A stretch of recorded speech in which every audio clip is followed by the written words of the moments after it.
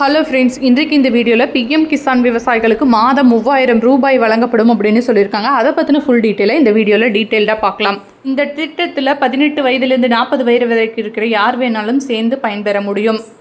இதில் சேருவதன் மூலமாக உங்களுக்கு மாதம் 3000 ரூபாயை பெற முடியும். அதுவும் பிஎம் கிசான் விவசாயிகளுக்கு பார்த்திங்கன்னா பிஎம் கிசான் போர்ட்டல்லையே போய் அப்ளை பண்ணிக்கலாம். எந்த விதமான எக்ஸ்ட்ரா டாக்குமெண்ட்ஸும் தேவையில்லை.